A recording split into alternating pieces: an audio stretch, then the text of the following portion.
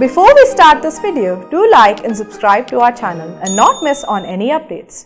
Let's now look at a very special method of costing which is called as the process costing method.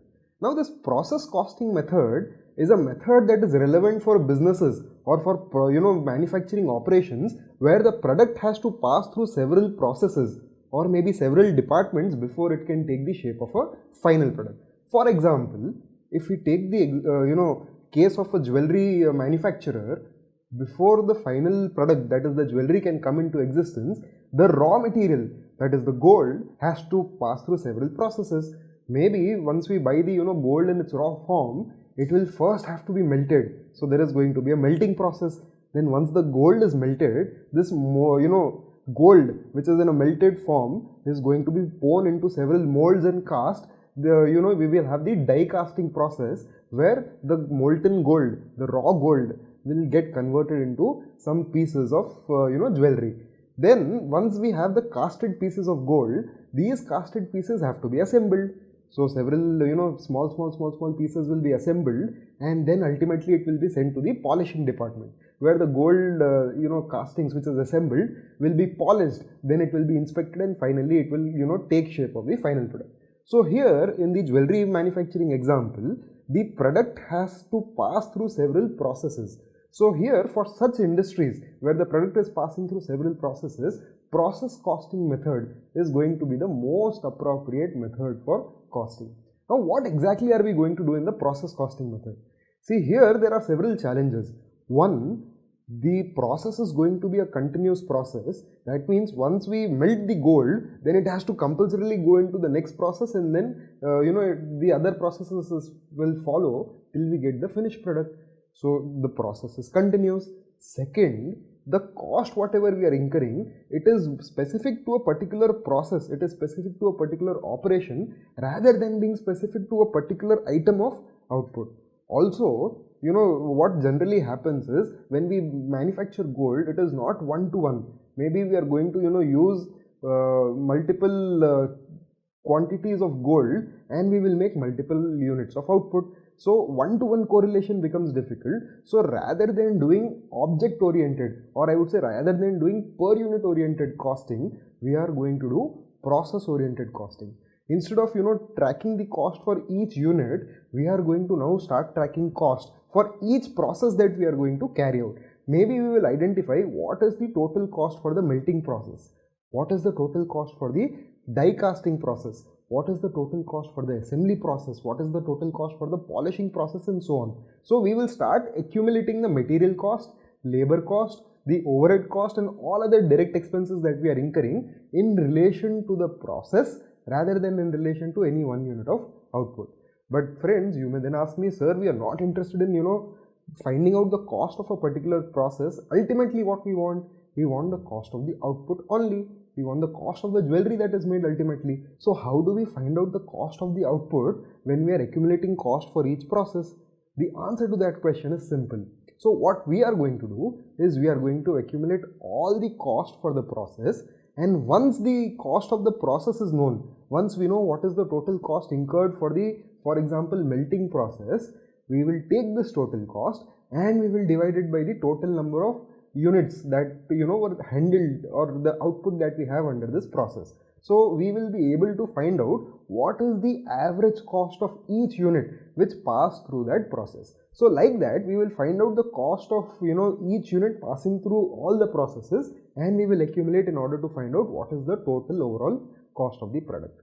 So this method that we are going to talk about is a method specific to industries or specific to products where the product has to pass through several processes. So what is the general structure of the process costing industry?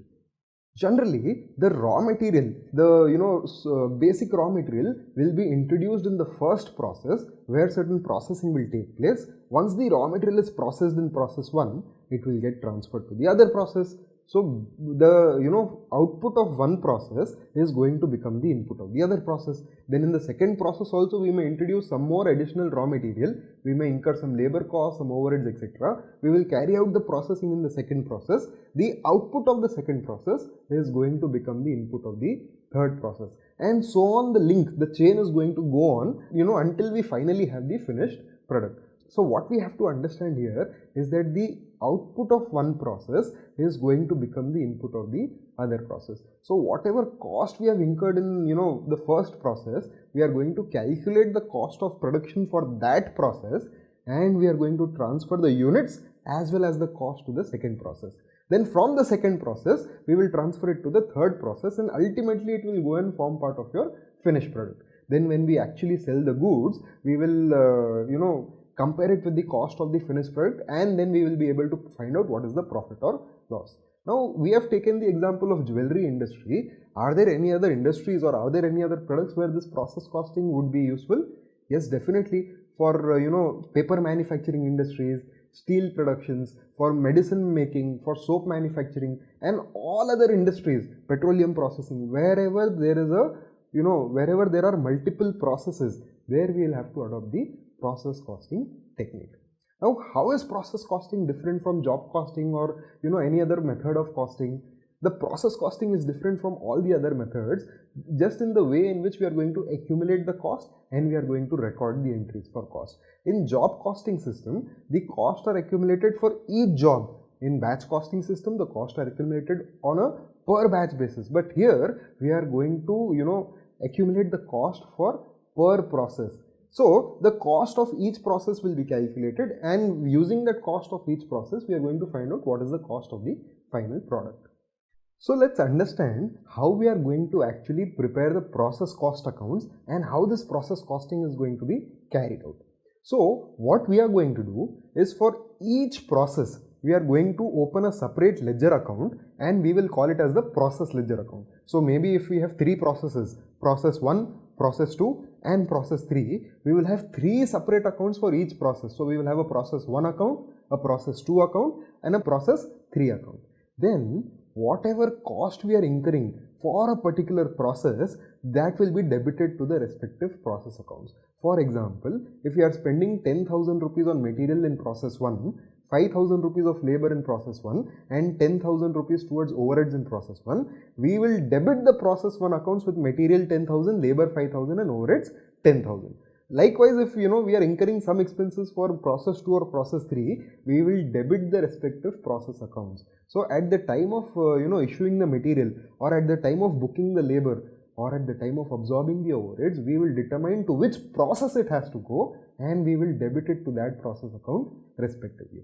Now once the cost has been debited to the respective process accounts, this cost has to move from one process to the other process, because the product is also going to move. The raw material will be introduced in the first process and then it has to move to the second process. So with the products moving, the associated cost also has to move. So how are we going to do this?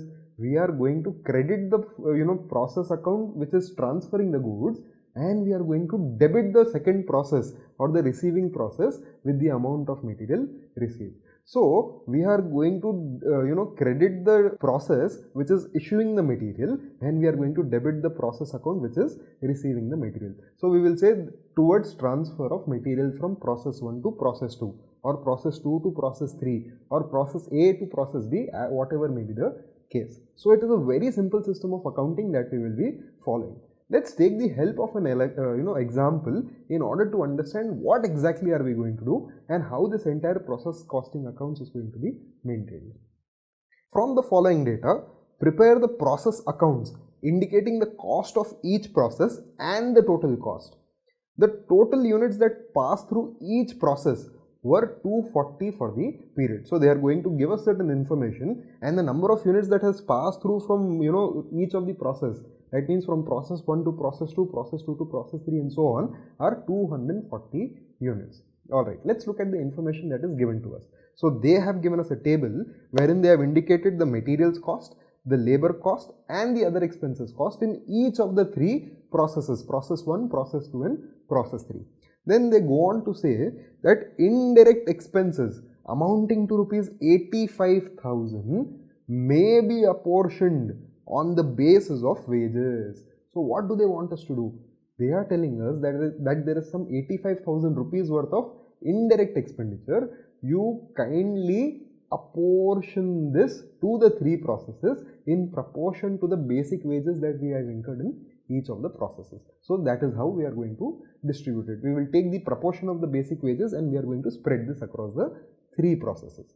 Then they say there was no opening stock and closing stock. So here let's now understand how we are going to actually prepare the process accounts and how this entire process costing exercise will be carried out. So friends, we will start with the preparation of the account for process 1. So we will open a ledger account for process 1. Process 1 account, debit and credit. So on both the sides, let us have one column for particulars.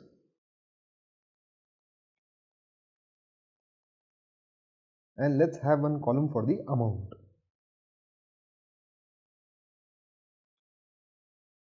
Now in this question, the illustration that we are looking at, I am indicating only the amount column. Additionally, as the situation may require, we may also indicate on both the debit side and the credit side the additional columns for the number of units and for the cost per unit. So if the question so requires or if the situation so demands, then along with the amount columns, we will also indicate the number of units columns and the cost per unit column. But for now, I am just indicating the amount column. Alright. So let's look at the information that they have given for process 1. So they are saying we have incurred a cost of 1,50,000 towards material. So we will debit the process 1 account with material cost and we will say to material 1,50,000. Likewise, we have incurred a labor cost of 80,000. So we will debit the process 1 account and we will say to labor 80,000. Then we have incurred 26,000 rupees towards the other expenses. So we will say to other expenses 26,000. And lastly, they are saying there is some overhead expenditure, indirect expenditure of 85,000 which has to be apportioned to the three processes. So we will say to indirect expenses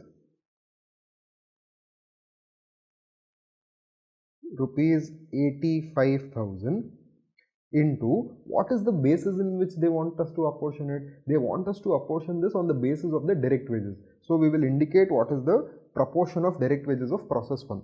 So the direct labor cost in process 1 is 80,000 and the total direct labor cost is 80,000 plus 2 lakhs plus 60,000, that is 3,40,000.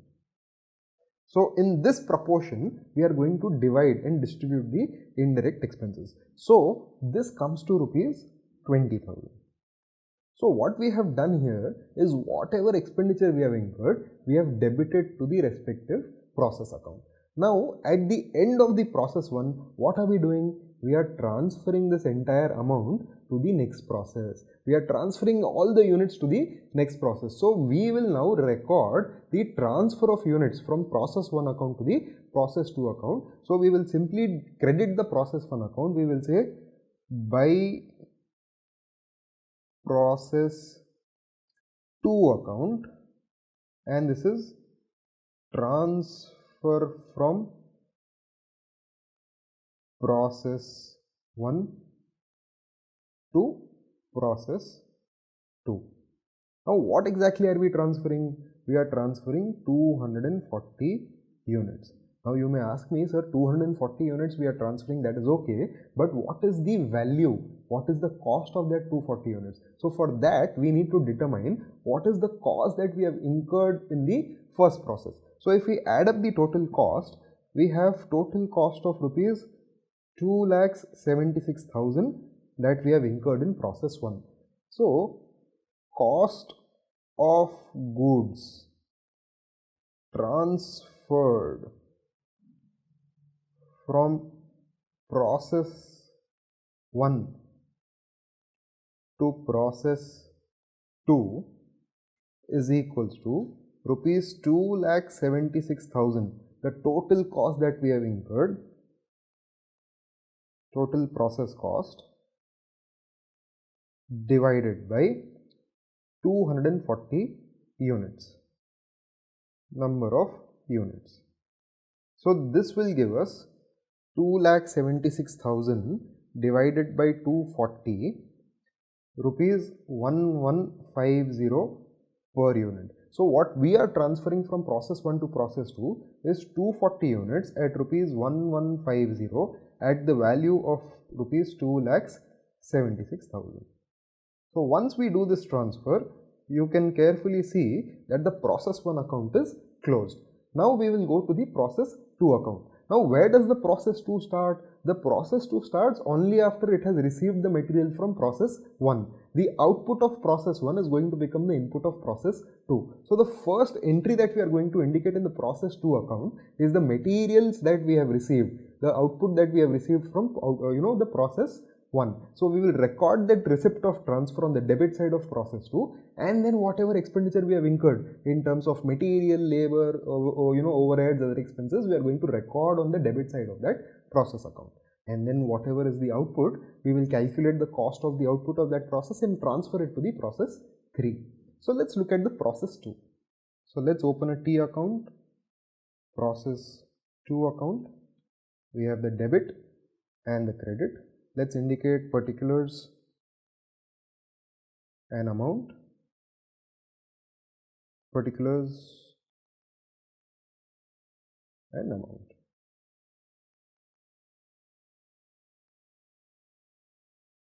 Alright, so as we discussed, let's start with the receipt of material from process 1. So we will say to process 1 account, 240 units that we have received at rupees 1150 at a value of 2,76,000, and this we will say transfer from process 1 to process 2. The output of one process becomes the input of the other process. Then whatever cost we have incurred specifically for the process 2, let's start debiting the process account with those costs. So going back to the question, they have given some material cost, labor cost, other expenses and the indirect cost. Let's step by step, one by one, debit the cost. To material 50,000, to labor 2 lakhs, to other expenses 72,000, and lastly that share of indirect expenses to indirect expenses 85,000 into 2 lakhs divided by 3,40,000. So that comes to rupees 50,000. Now whatever cost we have incurred in process 2, this has to be transferred to the next process. So let's add up the total cost incurred. So the total of the cost comes to rupees 6,48,000. Now this cost whatever we have incurred, we have to transfer it to the next process. So we will say by process 3 account, transfer from process 2 to process 3. What are we transferring? We are transferring 240 units at rupees. So we need to calculate what is the value or what is the cost at which we are transferring. And how can we compute that? We know the total cost is 6,48,000. We have to divide it by 240 units in order to understand what is the cost per unit that we are transferring. Cost per unit transferred is equals to 6,48,000 divided by 240 units. It comes to rupees 2,700. So 240 units at rupees 2,700, we are going to transfer it to the process 3, that is 6,48,000. And now the process 2 account also gets closed. Now friends, what you need to understand here is that we are taking a very simple illustration, but there can be chances that there are opening stock in the process, there is some closing WIP in the process. It is not necessary that whenever we are drawing up the process account, all the input that we had introduced into the process is completed or it is converted into the output. There can be some opening WIP, there can be some closing WIP. So that has to be kept in mind. We will learn how to deal with it when we come there. Also, there can be some circumstances where the input quantity is different from the output quantity. Here in the example that we are taking, we are introducing 240 units as raw material and we are getting 240 units as output in each process. So, there is no loss in the process, but there can be certain circumstances where there are process losses. So, what we introduce as input may not be the same quantity that we get as output. There can be some loss. The loss can be normal loss, the loss can be abnormal loss. So we will have to learn as we progress further how to deal with those situations also. But the example that we are taking now, this illustration is a simple example. There is no opening WIP, there is no closing WIP, and there are no process losses also. Whatever is input is the output that is getting transferred to the next process. Alright, so let's now move further in the question and let's look at the process 3 account. Debit, credit, process 3 account. Let's indicate the particulars and the amount.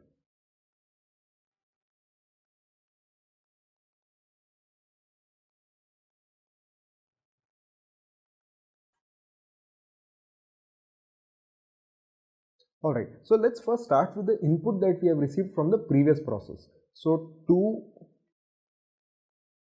process 2 account, we have received 240 units at rupees 2,700, that is 6,48,000, and here we will write transfer from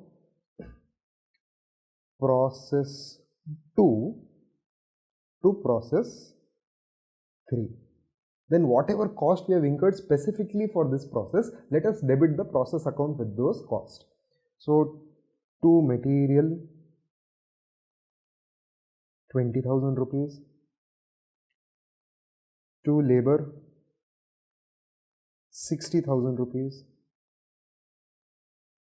to other expenses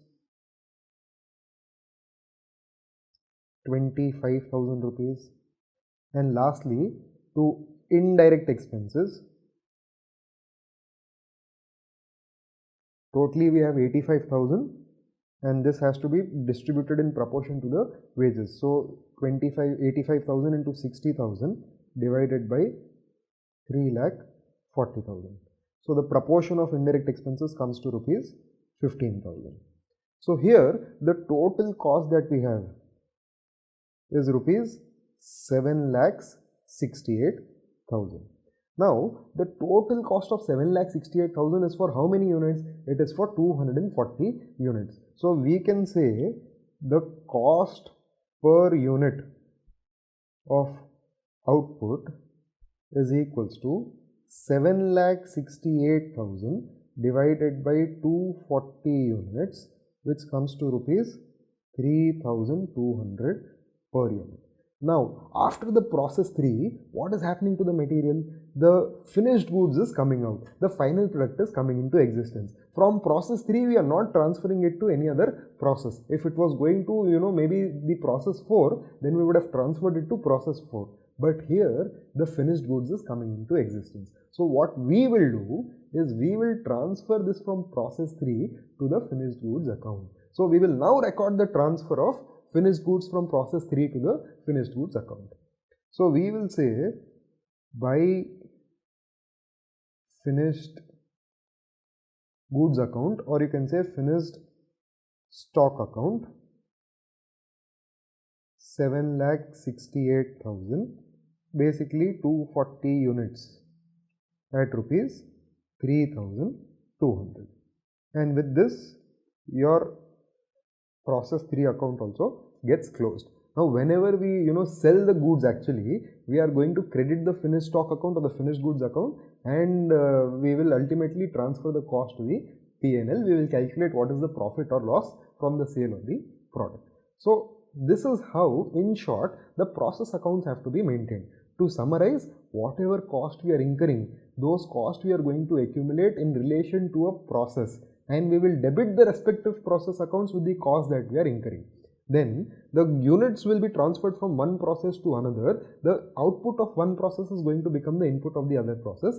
Along with the transfer of goods, the cost also has to get transferred. If we are careful about this and if we do it systematically, then by now we have learned how to do the process cost accounting. Now all that we have to understand is how to deal with certain special scenarios where there is some opening WIP, closing WIP, or where the number of units introduced as input is not the same as the number of units that we have as output. So whenever we have some process loss or whenever we have some process gain, we have to learn how to deal with those kind of transactions. Now let's look at the treatment of process losses. Now what exactly is process loss? Let me take a small example. Let's say we want to manufacture ice creams, and for the purpose of making this ice cream, we have purchased some milk. Let's say we have purchased 10 liters of milk, and the first process that we have is we will have to boil this milk so that it can be introduced into the next process. Now when I pour this 10 liters of milk into a vessel and when I start boiling it, by the end of the process, by the end of the time when the milk is ready, when it is boiled, when we can introduce it to the next process, I may not have the exact 10 liters available with me. Will I have exact 10 liters? Definitely not. I may have maybe 9.5 liters or 9 liters or maybe even lesser than that, depending upon the quality of the milk. Now my question to you is the quantity that we have inputted, that is 10 liters of milk, same as the quantity that we have as output? The answer is no. That means here the input quantity is not equal to output quantity. There is some loss that has happened. This loss is going to be called as process loss. Alright, now what we have to understand is whether this process loss is normal or is this process loss abnormal. Now, how to understand whether the loss is normal or the loss is abnormal? For that, let's try to answer a simple question. When we introduce milk into the boiling process, can we, ensure that there is no loss in the output? We cannot. There is definitely going to be some evaporation that will happen, and due to its natural characteristics, due to the inherent nature of that product, there is going to be some evaporation loss. So this evaporation loss is on account of normal reasons. So we will have to identify whether the loss that is happening, is it on account of normal reasons? It is something, is it something which cannot be avoided? Is it something which is natural? Is it something which is anticipated and estimated? If the answer to all these questions is a yes, then we are going to treat this loss as normal loss. And ultimately, whatever output we have, the good output, as we call it, the good output should bear the entire cost of 10 liters of milk. Now let me put in some numbers in the perspective so that we can understand what we are exactly talking about. So let's say we start off with 10 liters of milk. Alright, these 10 liters of milk are purchased at rupees 50 per liter. So what is the total cost of milk that we have purchased? The total cost of milk that we have purchased is 500 rupees, 10 liters into 50. Now we introduced this milk into the boiling process, and we started carrying out the boiling operation. At the end of the process, we have 9 liters of output with us. So we have 9 liters of milk available. Now we will have to understand what is the process loss. We started with 10 liters, but we are left with only 9 liters. That means we have a process loss of 1 liter. Then we have to ask ourselves, is this normal? Is the process loss that has happened normal or abnormal? Now how to answer that question, whether it is normal or abnormal? We will have to go by the industry standards. So maybe if the quality of milk that we have used, if it has a specification, if it has a general standard that it is going to lose 10% during the boiling process, then what are we expecting? We are expecting that when we introduce 10 liters, 10% of the input as a normal standard, as a normal number is going to get lost during the process, is going to get evaporated during the process. So our normal expectation is that we are going to lose 1 liter. And how much did we actually lose? We have actually also lost 1 liter. So this entire loss of 1 liter what we are having is going to be called as normal loss. Now my question to you is, what should be the cost of the 9 liters of output that we have had?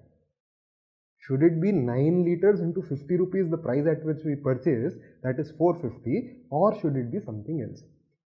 Now, the way costing is going to work and the way that we treat the normal loss is that all normal loss should be debited to the cost of good units, or rather I would say the good units that we have, the good output that we have should absorb the cost of the normal loss. So what we are going to do is we are going to say, okay, the cost of input 10 liters was 500. In the process, we know normally 1 liter is going to get lost. We are expecting to have only 9 liters as output. So the 9 liters of good output that we are expecting to have, it should absorb the entire cost of 500 rupees of input.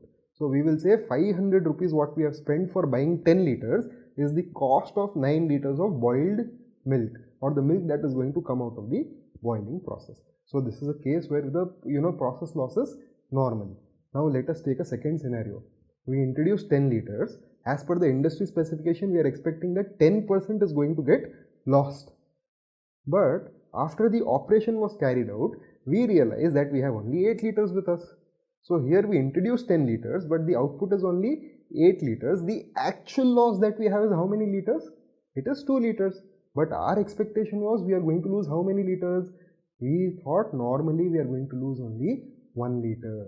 So here, out of the total process loss of 2 liters, 1 liter we are going to call it as normal loss, and the balance 1 liter we are going to call it as abnormal loss. Now friends, the treatment has to be very carefully understood, and that will decide how we are going to account for the expenses.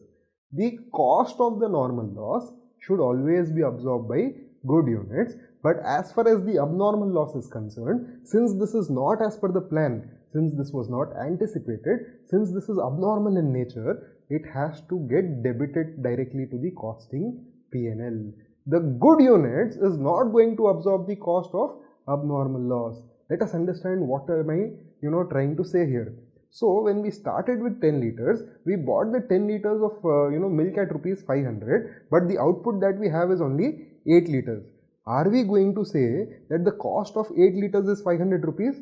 No, we are not going to tell that, because this 8 liters is actually after normal loss of 1 liter and abnormal loss of 1 liter. What we have to do here is we will have to calculate first the cost of expected good production, and according to that we will have to calculate what is the cost of 8 liters, that is the output that we have, and what is the cost of 1 liter of abnormal loss. So let's understand how we are going to do that.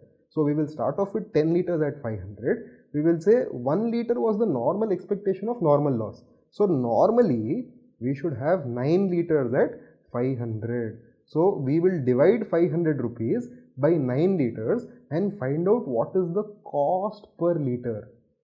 Now the cost per liter that we have, this is the cost per liter of the good output. This cost per liter is going to be used in order to value that 1 liter of abnormal loss that we have and the 8 units of good output that we have. So in short, abnormal loss will not be absorbed into the cost of good production. It has to be directly debited to the costing P&L. Likewise, there could be a third scenario. What could be the third scenario? Okay, we start with 10 liters. We were expecting that we are going to have a normal loss of 1 liter. We expected that we will have 9 liters as good output, but instead of 9 liters, we have 9.5 liters. So here, what is the actual loss that you are having? The actual loss is only half a liter, but the normal expectation was 1 liter. So here, what we have is we have actually an abnormal gain. We thought we will lose 1 liter, but we have lost only half liter. So to the extent of half liter, there is something called as abnormal gain. Now just like your abnormal loss, this abnormal gain also was not planned. This abnormal gain also was unexpected. This abnormal gain also is of a abnormal nature. It has to go directly to your costing P&L. The abnormal gain also should not be absorbed by the cost of good units. We are not going to say that if the cost of 10 liters of input was 500, this entire 500 has to be absorbed by 9.5. No, we are still going to divide it by 9 liters of expected good output. We will value the finished goods. We will value the output of 9.5 liters using that rate, and we will account for the abnormal gain of 0.5 liters at that same rate. So to summarize the entire discussion, cost of normal loss should be absorbed by good units. Cost of abnormal loss, or the gain that we are going to have due to abnormal reasons, should never be factored in or should never be absorbed into the cost of good units. It has to be calculated based on the normal output only, and whatever abnormal loss, abnormal gain we have, it has to be transferred to the costing P&L. Now sometimes what may also happen is that the loss that we are generating, this loss can actually be sold off in the market as scrap, and there can be some money that we can realize from the sale of scrap. So though we are calling it as loss, there is some money that we are actually generating out of the sale of this sale of the scrap. So how should the realization, the scrap realization be treated? How should the money realized from the sale of normal loss units or the sale of lost units be treated? The money that we are going to realize from the sale of the normal loss is going to be credited to the process account. That is to say, we are going to reduce the cost of that account to the extent of money that we are going to get back. But as far as the money that we are going to receive on abnormal loss, on abnormal gain units, we are not going to let it affect the process accounts. Now what we will do is we will take an example in order to understand how these three scenarios are actually going to work out.